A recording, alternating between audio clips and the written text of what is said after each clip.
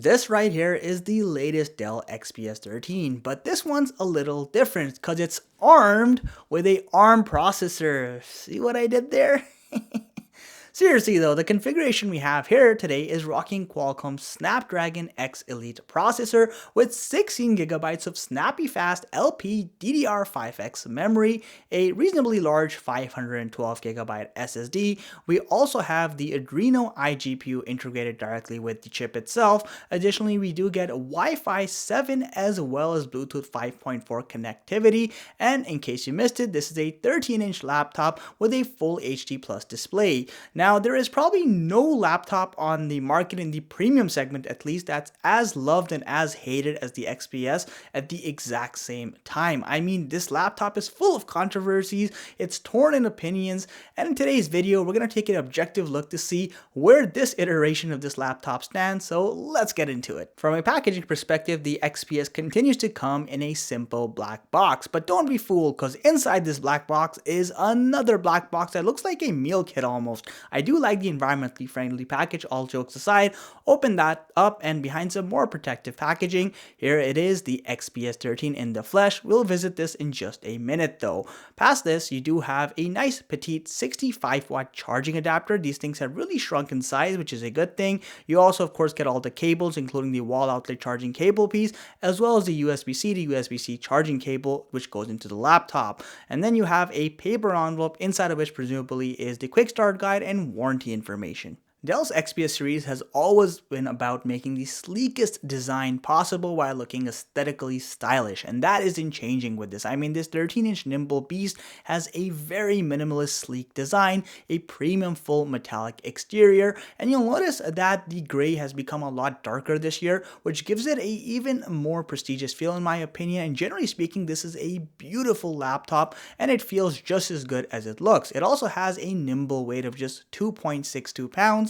It does go up a little bit if you get the higher end OLED screen, but generally speaking, it's a very light laptop. Now, starting with the top side, like I mentioned, it is a clean metallic exterior, though you will notice there is a little bit of fingerprint magnetism here, so if you are kind of like me and you have a bit of an OCD, it can get messy over time, but that's a minor inconvenience. And then of course you have the shiny Dell logo here. Unfortunately, in Dell's obsession of making the sleekest design possible, it cost them I/O port diversity. I mean, it's bad here. So on one side, you have a full function Type-C port with DisplayPort and power delivery. And on the other side, guess what? You have another Type-C full function port, and that's it. You don't even get a headphone jack over here. And the problem is that if one port is being used to charge the laptop, you're basically stuck with a single Type-C port. And this is kind of just really mediocre from that perspective. The bottom side of the laptop, again a clean metallic exterior. You'll love the fact that there are no underbody vents over here. They're directly on the sides of the laptop, so you can actually use your laptop on your lap in this case. Now, when you unfold this laptop, you are introduced to the most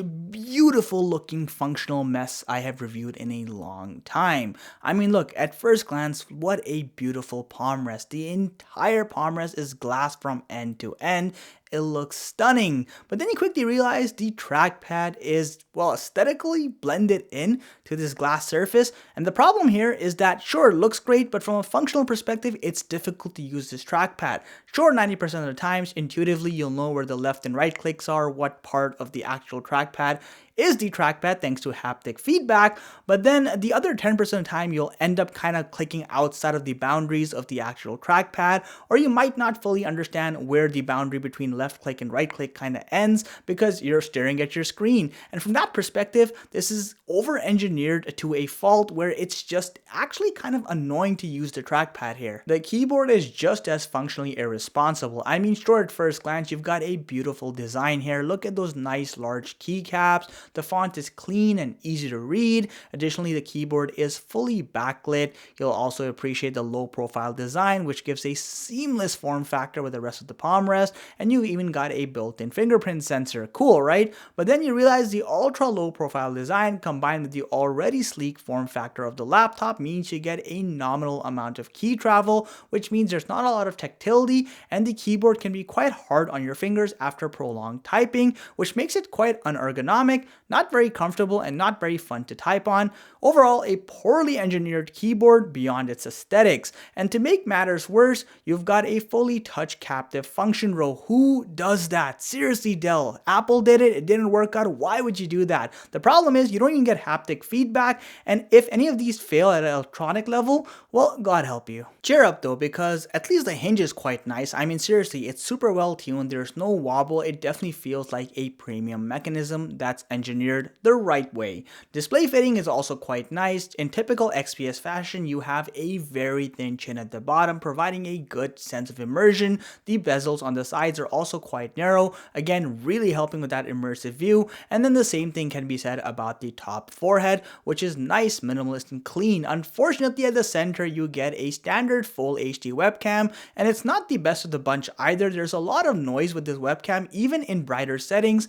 Overall, it's kind of mid. The display on this laptop is absolutely stunning no matter which configuration you get. That's right, you can spec this laptop all the way up to a 3K OLED touch panel, though we have the base configuration or the base display here because that's the most popular choice, generally speaking.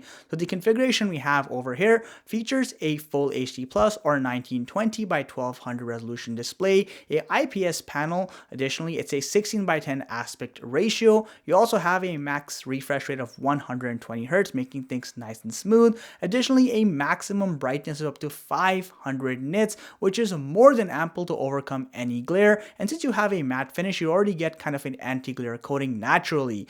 Now, it's also worth noting in the color department, this laptop is fantastic because you get a 100% sRGB rating and a 95% DCI-P3 color rating, making colors look vivid, accurate, and great for most creative purposes. A quick recap of the system specifications. So we basically got Qualcomm Snapdragon X1 Elite processor, specifically the X1E80, which is like the third most powerful iteration of the Elite processor, 16 gigabytes of LPDDR5X memory. Additionally, we also do have the Adreno iGPU, and it's worth noting, depending on where you are, you can spec this laptop all the way up to 64 gigabytes of memory. Generally speaking, this laptop is super snappy, whether it's surfing the web, watching a video, or doing general office productivity. More demanding activities like programming, again, a pretty nice experience thanks to an ample amount of system memory as well as horsepower. But when you do intense program activities like video editing, where your CPU and GPU are both being pushed, that's where you start seeing the downfall of this laptop in general, or the ARM chips overall. So you'll find that programs like DaVinci Resolve, which by the way are running on a native ARM variant, frequently have frame drops even when doing full HD video editing, and if you have multiple layers, the experience becomes progressively worse. And if you add color grading or enhanced effects, it becomes extremely choppy. If you dare to do anything higher than full HD video editing, it's pretty much a non-viable experience. Similar situation with a lot of photo editing programs as well. Now, it is worth noting, gaming kind of is in a similar situation when compared to similarly spec'd i7 and Ryzen 7 processors. For example, we found that games like Counter-Strike Go frequently ran into dramatic frame drops, which would almost make them non-playable, but when they did stabilize, we'd barely hit above 30 to 35 frames per second, which is about 50% less performance when compared to similar integrated GPUs with the i7 and Ryzen 7 chips. I do, however, want to mention that I tried these activities both plugged in and on battery life, and I got similar levels of performance, which is pretty impressive. You can't say that about traditional x86 chips, which often need to be plugged in to get the full level of performance. One area where the Snapdragon X1 Elite absolutely kicks butt is thermals. Under unrealistic peak loads, we only hit a maximum average surface temperature of 37 degrees Celsius. More realistic sustained loads will yield you around 34 degrees Celsius. Fan noise equally as pleasant, so most of the times the fan barely goes on, you can't even notice that it's there. However, when you really push this laptop to its limits, you only hit a noise level of about 43 decibels at its highest, which is a very reasonable number. Despite having a relatively small 55 watt-hour battery, you get an impressive 14.5 hours of runtime based on our real-world use case test, which is about 5 hours more than the running average for most x86 machines. It's also worth noting that the sound system here is just as good as previous iterations. So you've got a quad system here, and the sound is deep, it sounds good, it gets pretty loud, and puts a lot of larger laptops to shame. Here's a quick sound test.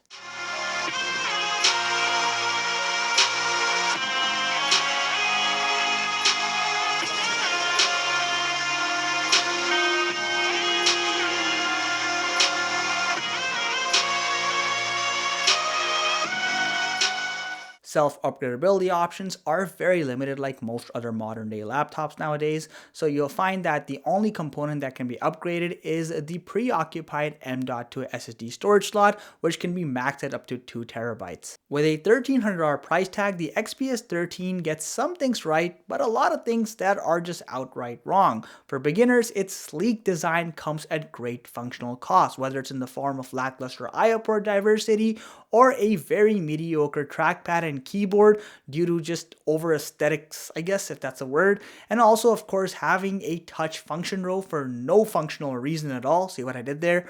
Just these things kind of hold this laptop back. Now, as far as performance goes, keep in mind that we're using a Gen 1 ARM chip here. The Snapdragon X1 Elite does a great job with general productivity. It's an extremely efficient chip. We have never seen this kind of battery life with traditional x86 chips, and also the thermals are fantastic. But when we compare heavy-duty performance, this chip just can't compare with the traditional x86 heavy hitters right now.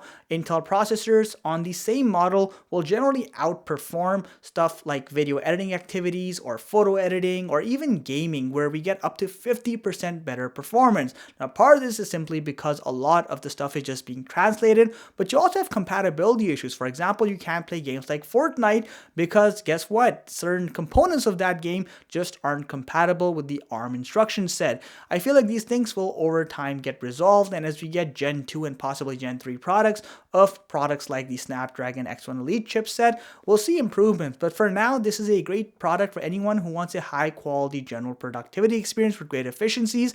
But if you have a more versatile use case, you may want to stick with the traditional x86 chips. Let me know what you think of the new XPS 13, and if you're interested in learning more about it or purchasing it, I will of course leave links in the video description below.